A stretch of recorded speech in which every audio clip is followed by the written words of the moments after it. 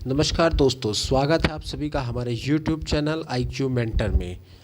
दोस्तों, आज हम जानेंगे भारत रत्न की संपूर्ण जानकारियों को उनके फ़ोटो के साथ हर उस व्यक्ति के बारे में जानेंगे जिनको 1954 से लेकर 2019 तक भारत रत्न मिल चुका है। तो चलिए वीडियो को शुरू करते हैं हम लोग। तो ये अपनी स्क्रीन पे आप लोग देख पा रहे होंगे, ये भारत रत्न की तस्वीर बनी हुई है, भारत रत्न की फ़ोटो बनी हुई है जो दिखने में एक पीपल के पत्ते के जैसे हमें ये दिख रहा है।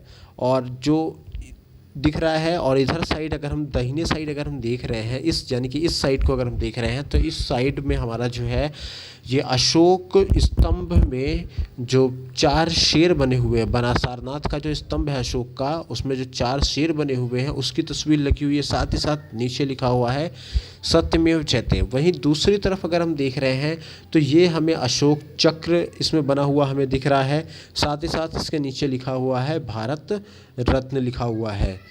तो दोस्तों, इसी के साथ हम जानते हैं आज की वीडियो के टॉपिक्स के बारे में। तो आज की वीडियो के टॉपिक्स जो हमारा है, आज इसमें हम पढ़ेंगे भारत रत्न से जुड़ी हुई सारी बातों को। भारत रत्न पदक की आकृति कैसी है उनकी जानकारियों को हम जानेंगे। साथ ही साथ जिन लोगों को भारत रत्न मिलता है उनको क्या सेवाएं क्या सुविधाएं दी जाती है इसके बारे में जानेंगे। साथ ही साथ हम जानेंगे डिप्लोमेटिक पासपोर्ट क्या होता है, और जिन लोगों को भारत रत्न मिला है उनकी संपूर्ण जानकारी उनकी फ़ोटो के साथ हम लोग देखेंगे। तो चलिए वीडियो को शुरू करते हैं। और हम देख रहे हैं, सबसे पहला हमारा लिखा हुआ है कि भारत रत्न देश का सर्वोच्च पुरस्कार है। भारत रत्न देश का सर्वोच्च पुरस्कार है। भारत रत्न किसी भी क्षेत्र में असाधारण जनसेवा, जन प्रयास, कला विज्ञान में सर्वोच्च क्रम प्रदर्शन के लिए दिया जाता है। यानी कि दोस्तों, जो भारत रत्न है वो किसी भी क्षेत्र में अगर आप असाधारण सेवा देते हैं या कोई जन प्रयास करते हैं या कला विज्ञान के क्षेत्र में कुछ अच्छा सा प्रदर्शन अगर आप लोग करते हैं तो उसके लिए आपको भारत रत्न दिया जाएगा। भारत रत्न किसी भी व्यक्ति को दिया जा सकता है, किसी भी व्यक्ति को। मैं कह रहा हूँ, मतलब ये है कि ज़रूरी नहीं कि वह व्यक्ति भारत का निवासी हो या ना हो, किसी भी व्यक्ति को दिया जा सकता है, चाहे वो किसी भी जाति, पद, पेशा, लिंग का ही क्यों ना हो। साथ ही साथ जो ये भारत रत्न की जो शुरुआत की गई थी, भारत रत्न की शुरुआत हमारी सन 1954 से स्थापित किया गया है, इसकी शुरुआत की गई। और हर साल भारत रत्न मुख्य 3 व्यक्तियों को ही दिया जाता है, 3 व्यक्तियों को ही दिया जाता है। साथ ही साथ यह भी अनिवार्य नहीं है कि भारत रत्न सम्मान हर साल दिया जाए। ज़रूरी नहीं है कि हर साल आपको भारत रत्न सम्मान दिया जाए। और अब तक जो है 48 शख्सियत ऐसी हैं जिनको भारत रत्न से सम्मानित किया गया है या भारत रत्न वो सब प्राप्त कर चुके हैं। साथ ही साथ हमें क्या है, भारत रत्न केवल भारतीय नागरिकों को ही दिया जाए, इसका कोई लिखित प्रावधान नहीं मिलता हमको। पहले यह सम्मान कला, साहित्य, विज्ञान और समाज सेवा क्षेत्रों के योगदान देने पर दिया जाता था। मतलब पहले ये जो सम्मान था ये कला में, साहित्य में, विज्ञान में या समाज सेवा आदि जैसे क्षेत्रों के योगदान अगर आप कुछ बेहतरीन करते थे तो आपको दिया जाता था। लेकिन 2011 में इसमें थोड़ा संशोधन किया गया, और संशोधन करने के बाद ये बोला गया कि भारत रत्न पाने का कोई क्षेत्र निर्धारित नहीं है, यानी कि कोई निर्धारित क्षेत्र नहीं है। दोस्तों, आगे हम जानते हैं कि भारत रत्न पदक की आकृतियों के बारे में हम लोग थोड़ा सा जानते हैं, समझते हैं। तो कहता क्या है, इस सम्मान में एक पदक एवं प्रशस्ति पत्र यानी कि प्रेज लेटर, इस सम्मान में एक पदक मिलता है और एक प्रशस्ति पत्र दिया जाता है, जिसे दिल्ली के राष्ट्रपति भवन में भारत के राष्ट्रपति के हाथों सम्मानित किया जाता है। जो प्रशस्ति पत्र है और जो पदक है वो हमारे देश के राजधानी दिल्ली में जो राष्ट्रपति भवन है उसमें राष्ट्रपति के द्वारा सम्मानित किया जाता है। यह प्रशस्ति पत्र में राष्ट्रपति के हस्ताक्षर वाला सर्टिफिकेट और एक गोलाकार तांबे का पदक दिया जाता है। यानी प्रशस्ति पत्र में राष्ट्रपति का हस्ताक्षर होगा, ऐसा सर्टिफिकेट आपको मिलेगा, साथ ही साथ एक गोलाकार तांबा होगा, उस तरीके का पदक आपको मिलेगा। तो इसकी आकृतियों के बारे में थोड़ा सा हम लोग जान लेते हैं कि इसकी आकृति की जानकारियाँ कैसी हैं। तो भारत रत्न पदक की आकृति पीपल पीपल के पत्ती की आकार की होती है। पीपल का जो पत्ता होता है वैसा होता है और इसकी लंबाई 5.8 सेंटीमीटर होती है।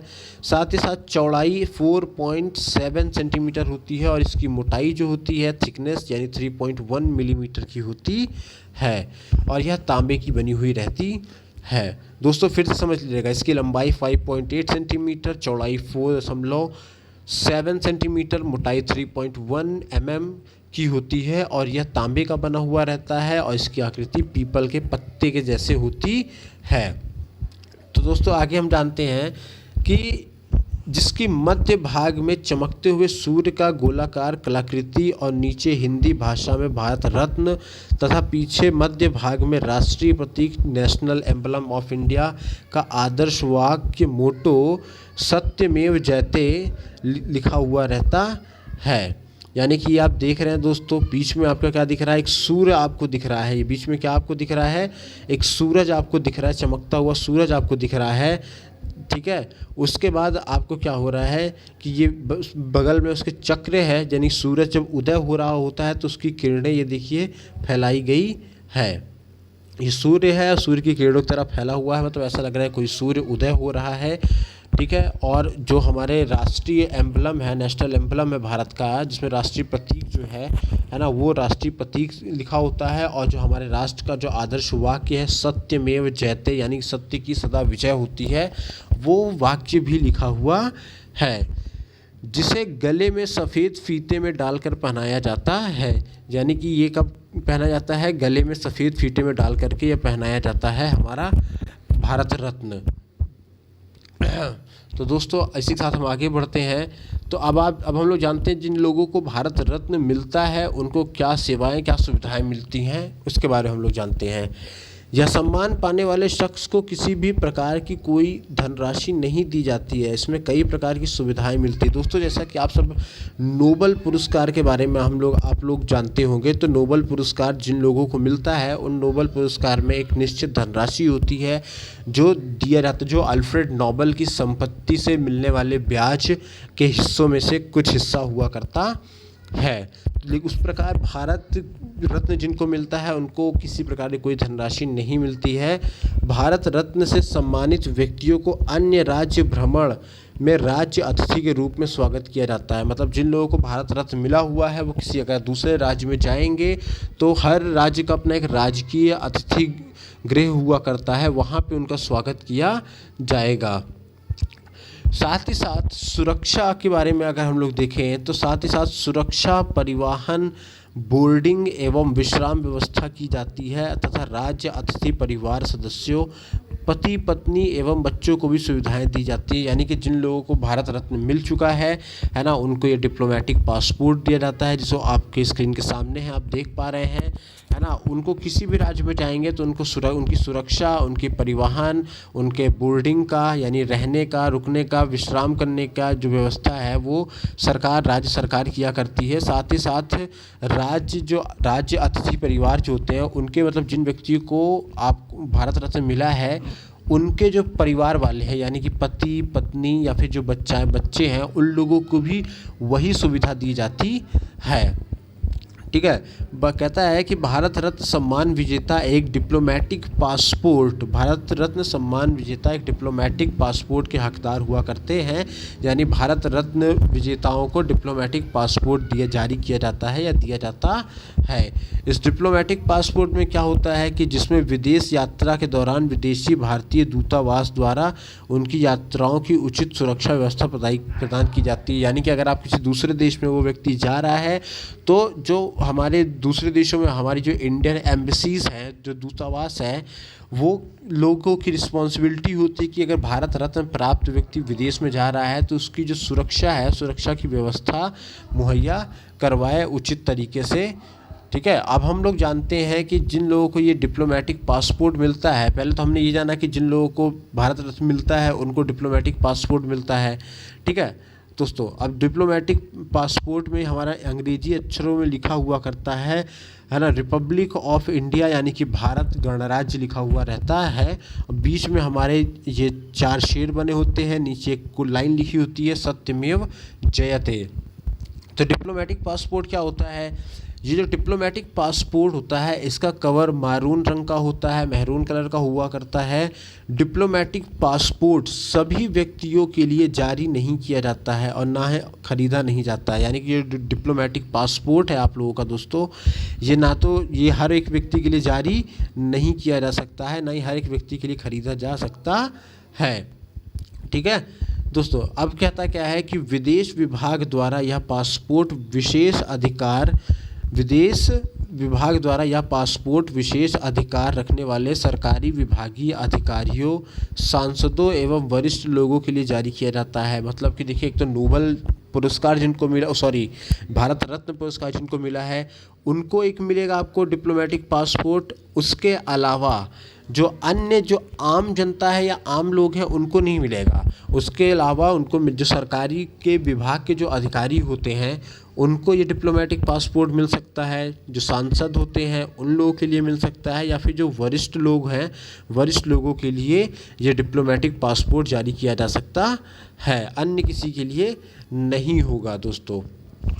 ठीक है, इसमें लाइफ टाइम एयर इंडिया की फ्री एग्जीक्यूटिव क्लास हवाई यात्रा की सुविधा दी जाती है। मतलब कि जिन लोगों को भारत रत्न मिल चुका है अब वो लाइफ टाइम एयर इंडिया से, है ना, एग्जीक्यूटिव क्लास में लाइफ टाइम फ्री में एग्जीक्यूटिव क्लास में हवाई यात्रा कर सकते हैं पूरी ज़िंदगी, आजीवन।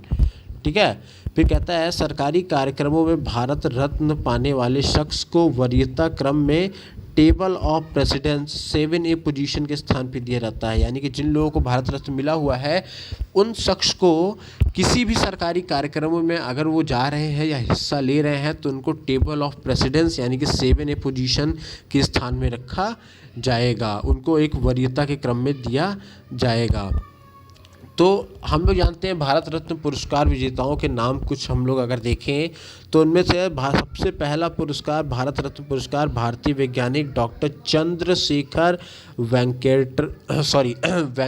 वेंकट रमन चक्रवर्ती राजगोपालाचारी एवं डॉक्टर सर्वपल्ली राधाकृष्णन को वर्ष 1954 में दिया गया था। दोस्तों, ये आपकी परीक्षाओं में कई बार पूछा गया है कि सर्वप्रथम भारत रत्न पुरस्कार किसे मिला था। तो सर्वप्रथम भारत रत्न पुरस्कार भारतीय वैज्ञानिक डॉक्टर चंद्रशेखर वेंकट रमन चक्रवर्ती राजगोपालाचारी और डॉक्टर सर्वपल्ली राधाकृष्णन को वर्ष 1954 में दिया गया था।